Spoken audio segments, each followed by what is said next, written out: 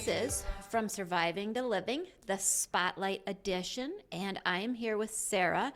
And why don't you tell me a little bit about yourself and where you're from? So I'm Sarah Michelson. I grew up in Wisconsin, moved to Minnesota. Here we are. I came with my kids. I came for my husband. We eventually got married 3 years ago, been together almost 9 years. Through out of that, he is my third husband, and life is funny, isn't it? Yeah. There's so many things that happen. We try to live this life of this worldview of, oh, if things aren't perfect, then I can make them perfect. And I must be with the wrong person, and I must be doing the wrong things. And we're always in this level of imperfection, and that's where I found myself. Yeah. I tried being the perfect mom. I tried being the perfect wife. Oh, well, it can't possibly be me, so it must be my husband. All of these lies. We're always chasing these lies. Yeah. My dad was a pastor my whole entire life. He was also a boiler inspector. My mom was a stay-at-home mom. Growing up, you don't know any different, right? Mm-hmm. And growing up, I'm realizing that my mom was probably borderline, definitely had narcissistic traits and tendencies and features. Maybe my dad was a dismissive avoidant attachment style. My mom was fearful avoidant. And so we get all of these mismatched things. And trying to make sense of this my entire life. Yeah. It's just like, why do I feel so out of place? Where is my identity? So you try to be good with like perfectionism, and you try to be a good girl, and you try to go to church, and you try to live up to this. Oh my goodness, then you make a mistake. Then you make a definitely moral and value mistake. And then you keep trading your authenticity for the world and for acceptance and all of these things. And so there's just this thing inside of you that is always waging. Now I can identify it as spiritual warfare in my world. And then I came upon, my husband and I were going through some really hard things, some betrayal issues this past year. And you just have all these divine moments. You can look back at your life. Right. And I noticed these mile markers, and it's just like, oh, there you were. Yeah. And this YouTube video popped up, and it was about integrated attachment theory by Thais Gibson with Personal Development School. And finally there was an answer. I'm like, no wonder I act this way. Maybe there is something that I can work on. Not that there's something wrong with me, but something that I can work on. So that's what kind of brought me here to pursuing a certification to become an integrated attachment theory coach through Thais Gibson's Gibson Integrated Attachment Theory courses. You talk about growing up in feeling that you needed to be perfect, or that if you were authentic, then maybe you weren't going to find answers or be received in a way that your family wasn't going to accept it and provide you answers, maybe in a church setting. Yep. And so what did that feel like, or how did you go about looking for answers then? Did you look in a relationship or outside the church, or did you just kind of feel unsettled? Well, I always felt unsettled. So what happens was when you're not accepted for who you really are, your authentic you as a child, when this attachment forms, it starts from 0 to 2 is when your attachment style is formed. Yeah. And then it's reinforced from 2 to 8. So when your authentic place in the world, how you show up in the world, is not accepted by the people that are supposed to keep you safe, that are supposed to identify with you and accept you for who you are, there is a disconnect between your brain and your body. And when that happens, I think that there's a disconnect in the spirit of your inner world. Yeah. Because you're trying to be somebody you're not. Right.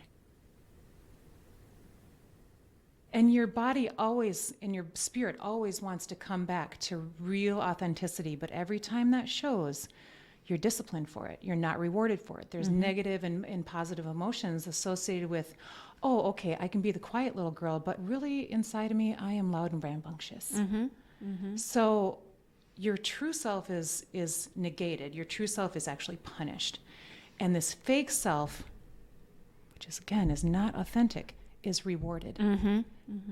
So from a very young age, we learn to be someone we're not. Kind of keeping up appearances. Keeping up appearances, but it's even worse than that, because you have this view, like I see it as like a mirror in my head. You have this view of who you really are, of who God really made you to be. This real place of how you can actually connect with God and with others and with yourself. Right. And it's stolen from you. Yeah. And so you have to look at somebody like one of the things, you know, and it's all has to do with like our parents' core wounds, like what happened to them, really. So it all comes back to a place of compassion of how did they get to be the way they are? Why wouldn't they repeat what they know? And these are the same messages I gave to my children. Sure. Why wouldn't I? It's what I knew, right? And why wouldn't she? It's what she knew. One of the most striking things that I just realized last December was this story. We were going through emotions, and one of the emotions exercises was think about the last time that you felt X, and then think about the earliest time you felt X. And the earliest time would be pre-18. One of the words was beautiful. Well, I have never felt beautiful since I was 15 years old. I've never known myself as beautiful since I was 15 years old. Because my mother always had to be the prettier one, always had to be the more beautiful one. I was literally, since my dad had my attention, I related most to my dad. My beauty was where she felt threatened, and her beauty is where she found worth. So if I had more worth than her, that made her worth less, right? Yeah. So it was always a competition. The triangulation that happens within narcissistically abusive relationships is triangulation of how can I make my world better by creating chaos so nobody looks at me. So she always compared my beauty. She always compared my smarts. She always compared everything. The last time I felt beautiful was when I was 15 years old and I went to the prom with my boyfriend, right? And then I was telling the history of my life last August. And I was in a group of women who had suffered the same type of betrayal. And as I'm telling my story, one of the other gals' jobs is to write down and dictate little notes and then offer some positive feedback on it.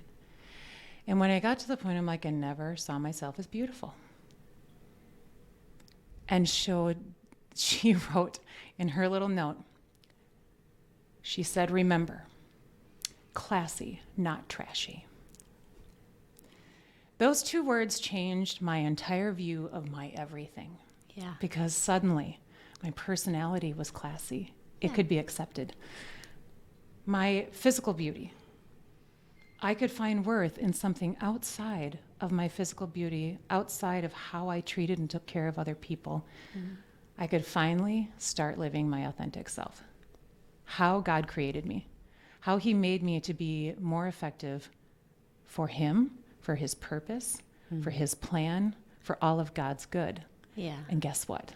He's going to use the mess of my story to create a beautiful message. How has your family received the news that you're learning these things? You must be very excited. I'm very excited. And wanting to share all of that. Are they excited? Are they kind of uncertain? How do they feel? Right. 2018, my mom died. Oh. And after that, none of us knew who we were because of codependency and enmeshment. Yeah. You know, I love that I can finally put words to what I was feeling and experiencing my entire life.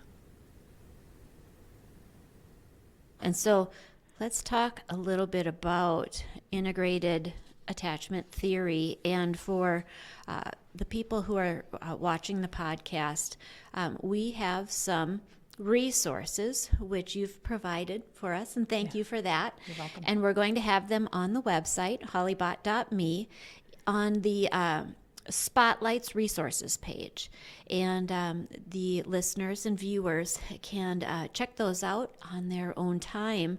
And there will be some great resources for them to review and help them in their own journey. And so we have a description or an overview of integrated attachment theory. We have an anxious attachment style, dismissive avoidant attachment style, fearful avoidant attachment style and secure attachment style.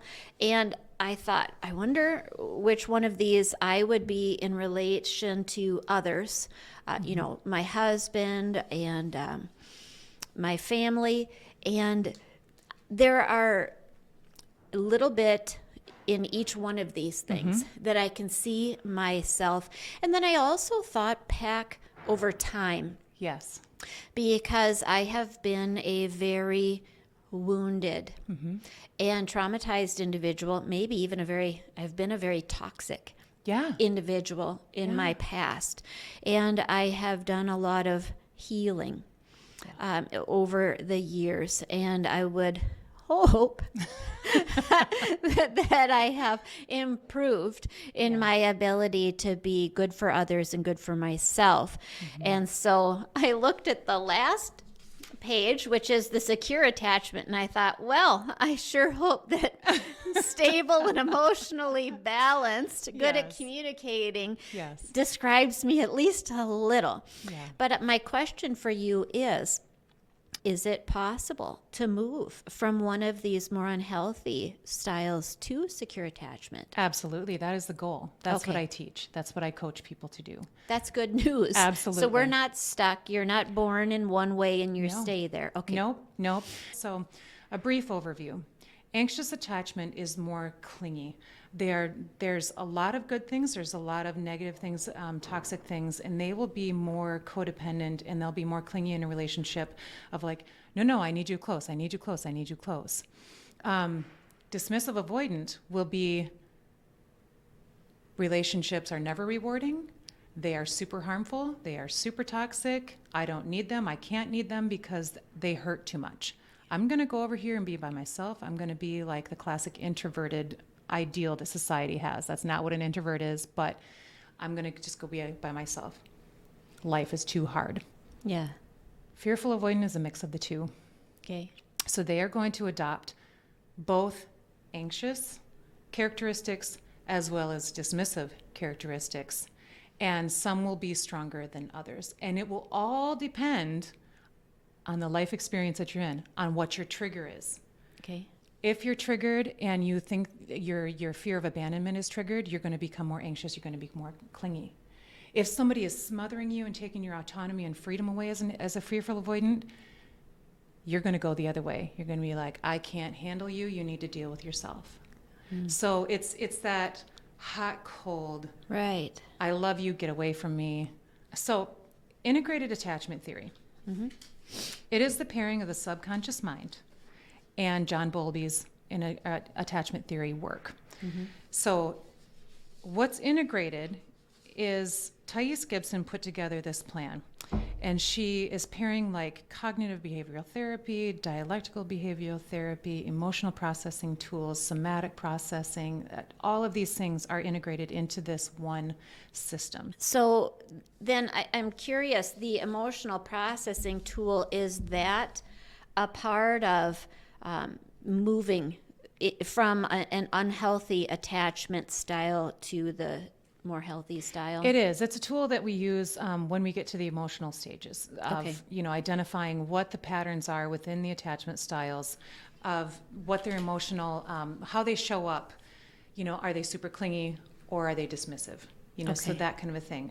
What are your emotions that you're feeling? Where are you feeling them in your body? So it's a lot of somatic work too. Okay. But in order to get to that point and use that tool, focusing on what integrative attachment theory is and how you move to secure. So what we do, we isolate and reprogram core wounds and fears. We assist in understanding and communicating a person's individual personality needs and what their expectations are for themselves and to get from others. Sure. We assist in the tools for the emotional patterning, sharing and creating strategies for healthier coping mechanisms and boundaries. And actually, the interesting thing about coping mechanisms and boundaries all relate back to your needs, a person's personality needs. Right. If you don't know who you are, how in the world do you know where you're going? Supporting healthier forms of communication. So now that you know who you are, basically, how are you going to communicate that? How are you going to stand up for yourself? Right. So attachment styles are all formed from different environments. For example, the anxious preoccupied attachment style is formed from a measure with your guardians or your parents with a level of inconsistency and real or perceived abandonment. And so kids naturally are narcissistic in a way where they're like, well, it must be me. You know, it can't possibly be my parents because, you know, they're supposed to literally make me survive. Right. So we take it on ourselves as children because we don't have the whole emotional maturity to look at somebody else and say, oh, mom's having a really bad day. Yeah. Or no wonder dad left, you know, he had all this trauma growing up as a kid. No 4-year-old knows that, right? So real or perceived? Perceived being maybe mom was a stay-at-home mom, but then at some point in your developing years, she had to take on a part-time job to help out, and suddenly she's gone.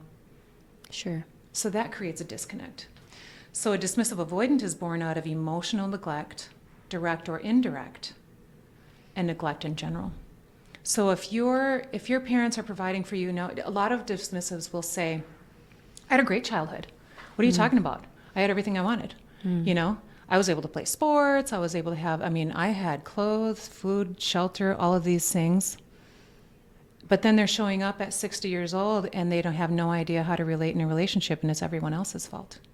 Show me the child from 0 to 7 and I will show you the adult, is the quote. I think that, I forget who that says, but emotional neglect is simply, I don't see you for who you are. I'm not going to let you sit with that emotion. I will either make you repress that or punish you for it. Sure. And if you're angry, there's no room for that because me as the adult, I can't process that because I never have. So you don't get to feel it either. Stop crying and be quiet. That's right. Yep. Sit down and shut up when really you are loud and boisterous. Yeah. So you can't be sad because I can't process that as an adult. Child, you need to grow up and you need to not be sad. You need to just go ahead and sit there and be stoic. Yeah. And so that's actually one of the characteristics of a dismissive is stoicism. Fearful avoidant, like I said, takes on characteristics of both. And they come from a house of chaos, trauma, and abuse, emotional abuse, mental abuse, physical abuse a lot of times. A lot of times addiction, like raging addictions will be present in that. Like, for instance, my mom was a food addict. And when we're talking about addicts and addiction, it's not the substance, it's the behavioral patterns behind it. Yep. It's the emotional roller coaster that we all experience. Right. And as a child, because we don't have all of this developed, we're walking on eggshells. Right. We're hypervigilant. You know, we adopt these ways in order to survive. Yeah. So when we're viewing these insecure attachment styles, maybe the listeners or the readers online will look at that and say, oh my gosh, look at how messed up I am. Yeah. No. Congratulate all that stuff because it allowed you to survive this long. But see, throughout life, we're never given a choice of who we want to be if we're in these insecure households. Right. And it's not on purpose. It's no one's fault, right? People don't have children other than absolute psychopaths. People don't have children with the idea that, yeah, I'm gonna have these kids and I'm gonna royally mess them up, right? Nobody has that goal. No. But you just repeat what you know. Right. And then as children, we survive with this. And as adults, we don't know any different, so we repeat it. Yep. And sometimes our insecure attachment styles will morph into more dangerous ones. And sometimes we adopt coping mechanisms of addictions, be it sex, drugs, drinking, gambling, shopping. Yeah. Humans. Yep. What is a codependent? We're literally addicted to other people. Yes. So are all of these things bad? They're maladaptive coping mechanisms that speak to you don't have your personality needs being met. Yep. And you have no idea how to process your emotions in a healthy way. Yep. You just haven't found healthier strategies. Yep. So working out of these insecure attachment styles towards a secure attachment style, Yes. it just all requires to know who you are and to adopt different strategies that are actually going to be on the positive side and less negative. I agree. And having compassion for yourself in the journey. That's true. So then, as you were learning all of this, I assume then that you were doing the similar work Absolutely. in your own life Absolutely. and adopting this journey. Do you think that this is a lifelong journey that has maybe some quick wins? So I've been in counseling and therapy for over 20 years, from my first husband on. And I've found, little tidbits of success. But overall, it was really disheartening, including the latest ones we have. Not that they don't have good material, good thoughts, good intentions, but I find it woefully incomplete. I'm more of a holistic person. It's just like, let's not look at sex addiction. Yeah. Let's not look at alcoholism. Right. Let's not look at these things. To me, in my mind, like how my mind works, it works in puzzles. And you need all of the pieces there in order to put those puzzles together. Yeah. And if you're only dealing with the coping mechanism, Right. where people have gone to find relief, Yeah. you're giving an aspirin for a headache without doing tests to see that there's an aneurysm. Right. That drives me mad in the world of therapy right now. And I am not a licensed therapist. I'm a coach, okay? Sure. I'm going to continue to learn everything that licensed therapists know because it's all really good information. Right. It's good to know and understand where people are coming from, what they've experienced, hear other people's stories, and Right. it's woefully incomplete. I just told my therapist the other day, I said, talk therapy for me doesn't work. That's why these attachment style sheets are so revelatory. It's like, oh my gosh, I am afraid of being abandoned. Yes. Oh my gosh, one of my core wounds is I will be betrayed. No wonder I push people away before they can. Yeah. No wonder I'm always distrusting of other people. That doesn't feel good to me. No. As it's happening, I know that there's a disconnect there somewhere, and then we adopt coping mechanisms that aren't so great. That hurts your heart to know that this is what you've done to others. This is what you've done to your children, when your only goal was to be the best mom in the entire world. Yeah. So how has this affected your parenting to learn some of these things? I wouldn't say that it has been a 180 yet, Yeah. because we still fall into those old patterns. Yes.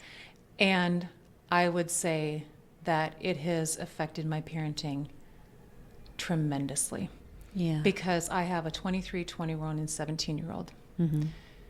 Both of my girls are off on their own. My 17-year-old is graduating, going to be going off to school. Mm-hmm. Your first child is always the one that bears the brunt of everything, right? So I'm so sorry, my dear. I'm so sorry. I keep apologizing to her. And that's where it brings you to. It's just like, oh, I did this to you. Yeah. I am so sorry. So I regularly make those calls, and I'm like, and it's not so much that she can address them and be like, oh, this is what I did to you. This is what's wrong with you. Yeah. It comes from a place of, I call them dead bodies. It's everything I didn't want to deal with, so I shove off on others. Yes. This is like projection. This is blame shifting. These are all of our wonderful techniques that we got, so we didn't have to carry these things ourselves. So I have people picture like the grossest dead body in the entire world. Mm-hmm. And it's stinky, and it's disgusting, and it's slimy. And throughout all of my chaos that I was growing up in with their father, I just kept throwing dead bodies at my kids. Like, here, no, nope, take it. Take it. Yeah. And so I just recently told my oldest, I said, you know what? Here's some things that I've recognized that I did to you and did with you, and I expected you to carry, and it was age inappropriate. I need to take that back. You shouldn't be carrying that. You need to give that back. Yeah. So if you want to hang on to that, you can, but just know that I'm here to take it back when you're ready. And so many times, like the fear of betrayal and the fear of being abandoned and the feeling of unsafe. That's a core wound of fearful avoidant. Yeah. I am unsafe. One thing I noticed for myself when I started to make changes was disbelief. Yes. That changes would be made and that they would be effective and successful, permanent, positive. You're looking forward to positive relationships. You want loving relationships. You don't want this toxicity anymore. Right. I knew that eventually I wanted to get to that point where I could accept that toxic people were in my life, but then I could also speak up for myself. And at least, if verbally or non-verbally or whatever, but just emotionally in my own heart, being like, I don't have to accept that and I don't have to fix it. I've been toxic to people just like you admit that you had. Yep. And why would those other people? Until I show up in a different way. Yes. And they can learn like levels of trust. So when I explain boundaries, I think of it like in banking terms. There's some people that I wouldn't even tell my name of the bank to, that I bank at. And there's other people that I would give my username and password to. Yep. And I would let them manage my funds. Yeah. And all of that can shift depending on, can I trust you with this? I'm going to give you this much access. Oh, okay. You can move to the next level. Yep. Oh, I said, thank you. Here we are. Yeah. But that's mine to decide. One of the traits that I had to work through that just slapped me in the face as a fearful avoidant was, one of our things, our core wounds is, I will be betrayed. Mm-hmm. And it's a self-fulfilling prophecy. We tend to I'm going to give you all of my trust. Here, take my username and password. Do what you want to it. Yep. And then we're surprised when you do what you want with it. when you've just betrayed me and you walked away and you didn't carry the same morals and values that I did. What? Why don't you? Yeah. So many times, every single person works and projects their own morals, their own values, their own personality, their own everything on someone else without them earning it. Mm-hmm. Without accepting that, and this is the enmeshment part, right?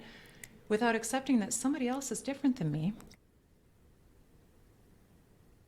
I can still appreciate and value that, even though they're not like me. Yes. It's what's the rule of narcissism and codependency? I call it two sides of the same coin. They're both looking for validation from the outside in. Yes. Rather than dealing from the inside out. Yes. Okay. When I realized that, I'm like, oh my goodness, where does my worth and value come from? Mm-hmm. Yeah. It can't come from outside. It can't. And this is where we work on core wounds. This is where we work on new boundaries. This is where we work on all of these things so that we can fill our own cups, understanding our own needs within the attachment theory. If we understand our personality needs, we can fill them ourselves so that when I have a personality need for helpfulness, okay? Mm-hmm. For some reason, I was super, super surprised by that. And I've been helping people my whole entire life. Mm-hmm. But until you know who you are, how do you know where you're going, right? Right. If I fill my own need, if I can help myself emotionally, mentally, in the 7 areas of life, my career, financially, if I can fill my own cup, it's not a desperate need to get helpfulness from the outside of me, like demanding it from someone else and then being rejected and shamed and betrayed when it doesn't come from the outside in. Mm-hmm. Now, I'm curious, in all of this and in your church upbringing and all of that, did you have a time at which the two came back together and you had a better understanding of your identity with God and with Jesus, and that became less of an uncomfortable, unsettled feeling and more authentic? So I always had a close relationship with God, and I have always appreciated the trials and tribulations in life because it always pushed me to God and to Christ and to the Bible. So that was my escape. That's where I felt good about myself because at least I knew, and spirituality is actually one of the 7 areas of life that we need to fill. I felt good that I was filling that bucket, that need, and I also, that was like the biggest betrayal to myself when I didn't act in a moral and valued way. Right. So the disconnect was both heartbreaking and I knew there was a disconnect in myself. There was a disconnect with others because I'd treat different people certain ways. You know, I would act more righteously, you know, like, no, this is how you should be. Just ask me, right? Meanwhile, I'm over here living this duplicitous life. Sure. And guess who knows? God does. Right. So all that while, I'm so grateful for the conviction in my heart where he just kept saying, hey, guess what? You know better. Right. But let me lead you on this path. So I live my entire life without regret. I Yeah. don't. I don't regret one single moment, one single choice, one single anything because it's led me here. Right. I often say, if you regret anything, you haven't learned what you're supposed to learn in life. Right. You haven't sat with yourself and you haven't sat with the Lord long enough for him to reveal what's missing, Right. what you're supposed to learn. And with that attitude, as I'm going through trials and tribulations, I can sit there in that despair. It does hurt. I accept it. I don't try to push past it anymore. Now I sit with it. And I pray to the Lord, like, I give up. Lord, this is yours. You are capable. I am not. Show me what I need to know. Lead me in the direction you need to be. Use me for good. And on the other side of that, I always know that there's a silver lining. I think one thing that I really learned as I had some personal growth was, and in my coping, how to live with being uncomfortable. Yes. And not escaping being uncomfortable. Yeah. And that it's okay to not be okay. I think a lot of the addictions and poor coping mechanisms people engage in is they're trying to escape discomfort, Absolutely. either physical discomfort or emotional discomfort of any kind. Absolutely. And when we do that, in addition to engaging in poor coping mechanisms, we also suppress emotions. And in their extreme forms, this is just from personal Yes. experience and some research that I've done, it can lead to emotional numbing, and in the worst cases, emotional disconnect. Right. I mean, even seeing the world as if you're watching a movie through your Yes, own eyes. it is. Right? Or as if you're watching someone else's life and you're not even in your own body. Yeah. So Emotions. part of the emotional processing tool, which we can post online for anybody that wants to go through the exercise, it's very, very laid out. It's very self-explanatory.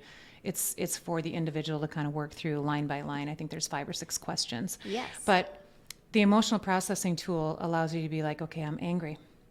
But then it comes down to a question of, what am I making it believe? Or what am I believing about the situation? What are my thoughts about it? And then what do I need to feel not angry? So in order to go over, if you identify that you're angry, because like I said, if you're in the middle of these things like, oh, I'm so angry, you've skipped past 57 other emotions to get there. Because anger, happiness, surprise, sad, these are all emotions that society accepts as, okay, we don't need an explanation for why you feel this way, right? Okay, fine, you're angry, whatever, get over it. Yeah. You know, we as a society push these things away. Yeah. But we don't recognize the measures that took us there. So are you angry? Are you aggressive? Do you feel aggressive? And is it because maybe somebody was hostile towards you, or you were hostile towards your emotions, etc.? Well, what do you need on the other side of that? What do you need to be the opposite on the triangle there? Happy. Do you need to feel content about a decision? Are you angry because of a decision? Do you need to feel content? And how can you get joyful and free? Can someone else help you with that, or is that something you can do for yourself? Right. And then what do you need to be joyful and free about? Right. Figure out what you're dealing with. Figure out what beliefs you're working with. Go to that attachment style sheet and be like, okay, these are potential core wounds. Can I feel joyful and free if somebody doesn't betray me? Can I feel that way if I don't betray myself? Yeah. Because that's where it all starts, is with you. Starts with you, and then it projects out in the world. And then we're surprised when other people treat us the same way we've been treating ourselves. So this wheel is a handy way for people, even wherever they are at throughout the day, to check in with themselves. Yes. And identify how they're feeling, and maybe even take steps to, if it's not a good feeling, rectify it. And so many times we can identify angry or sad, but emotions are nothing more than a sensation in your body that goes Yeah. up to a belief or thought. Okay? To undemonize emotions, this is what we need to do. We just need to make them a thing. Oh, they're a problem. Well, there's got to be a solution to it, you know? Understanding they're just a sensation. Where do you feel fear? I feel fear in my chest and it feels like kind of a numb, tingly thing. Describe it. Take the teeth out of it. Yep. Being like, oh, okay. What am I fearful about? Oh, I'm afraid that, my boss is going to come and fire me, and then okay. What are you afraid is going to happen after that? Yeah. Well, that I'll be unsafe and I won't be safe and secure and I'll lose my house and I'll lose my kids. Okay, this is where the emotional processing tool gets, okay. Use that and then retell the story. Mm. Is it really true that my boss called a meeting at 1:00 because he's going to fire me? Or could it be because he's asking me about the presentation? Both can be true, but what is more true? Let's tell a couple different stories of what it could be to bring ourselves down and deal with the problem in the moment rather than catastrophizing and always keeping ourselves on guard in order to protect ourselves from this invisible monster that doesn't exist. I am going to wrap this up a little bit, but I have one final question in addition to the resources you've provided that I'm going to put on the website on the Spotlight Resources page. If someone wanted to learn more or even find a coach to help them through with some of these things, and I will put your information up in there as a resource, how would they go about learning more or finding a coach or getting in contact with you? Is that so they're welcome to contact me directly. I can walk through. If I'm not a fit, I can refer out. Thais Gibson has all kinds of attachment theory stuff online on the YouTube. Personal Development School is where it's under. More specifically, I have learned from a bunch of different people, and if I know somebody that can help, I will certainly lead them in that direction. Nobody is a fit for everybody. Right. And if I can help somebody, I sure will. Okay, well, that sounds great. And I want to end with, we have talked a lot about emotional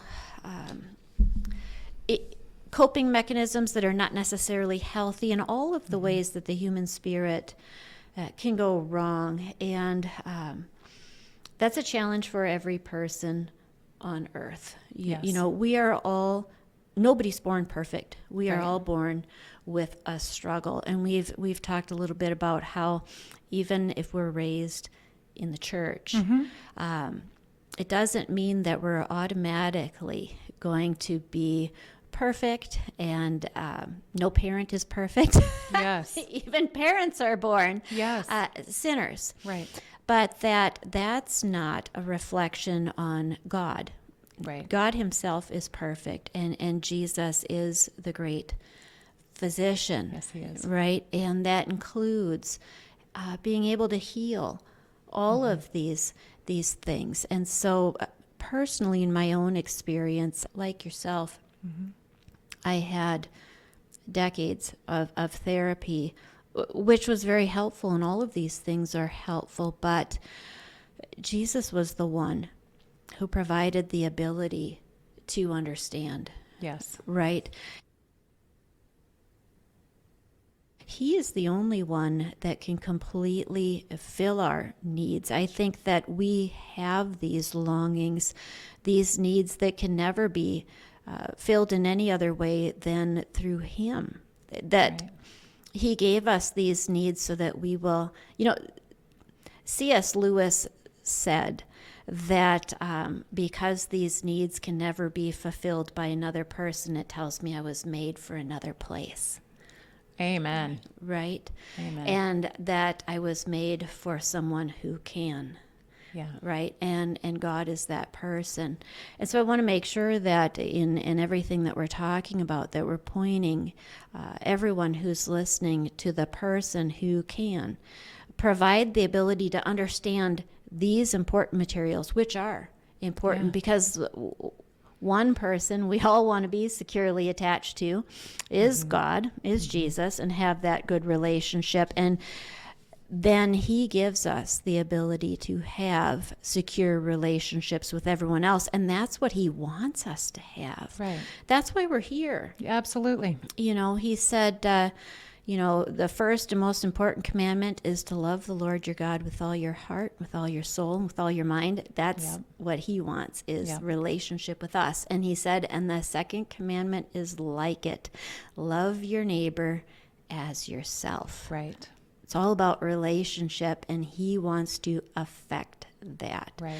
So I encourage you and me and everyone listening to use these tools, these very wonderful tools, to help ourselves and each other to do that very well. Right. So I want to thank you so much for being here. Thank you. Thank you so much. And providing these.